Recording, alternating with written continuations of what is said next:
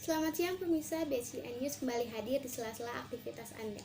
Bersama saya Tasya Putri yang akan memberikan berita-berita terbaru dan teraktual.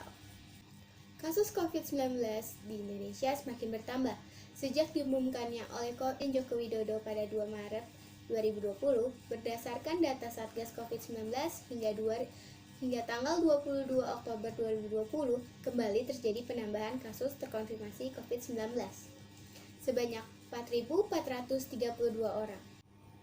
Dari total kasus positif 19 tersebut tercatat 63.576 atau sekitar 16,8% kasus aktif. Kasus aktif adalah pasien yang dinyatakan positif COVID-19 dan sedang menjalani perawatan. Dalam data yang sama, pasien yang dinyatakan sembuh dari COVID-19 bertambah sebanyak 3.497 orang. Pasien yang dinyatakan sembuh setelah melakukan hasil tes 2 kali negatif dalam pemeriksaan laboratorium PCR. Dengan demikian, kasus pasien COVID-19 mencapai 300.016 orang. Namun, pasien yang meninggal dunia akibat terinfeksi COVID-19 bertambah 102 orang, sehingga total menjadi 12.959 orang. Adapun kasus baru positif COVID-19 banyak 4.432 orang tersebar di 30 provinsi. Tercatat provinsi dengan penambahan kasus tertinggi kasus COVID-19 terjadi di DKI Jakarta sebanyak 989 kasus.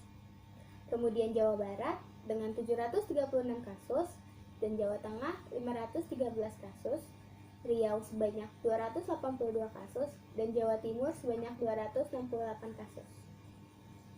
Sementara terdapat 4 provinsi yang tidak terdapat penambahan kasus baru dalam COVID-19, yaitu Kalimantan Tengah, Kepulauan Riau, Maluku, dan Sulawesi Barat.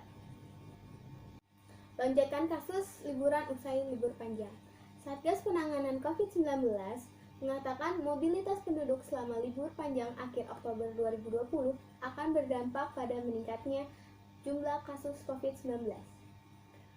Ketua Bidang Data dan Teknologi Informasi Satgas COVID-19, Dewi Nur Aisyah, menjelaskan lonjakan kasus bisa terjadi ketika masyarakat berpergian dari satu tempat ke tempat lainnya sehingga berpotensi penularan COVID-19 makin bertambah. Dewi mengingatkan sejumlah warga di Indonesia masih memiliki kasus aktif COVID-19 yang tinggi, seperti DKI Jakarta yang mencapai di atas 1.000. Oleh karena itu, ia meminta selama liburan panjang ini, masyarakat mengurangi mobilitas sehingga dapat menekan angka COVID-19. Demikian yang dapat saya laporkan, saya Tasya Putri dan segenap kru yang bertugas undur diri. Terima kasih, selamat siang, dan sampai jumpa kembali.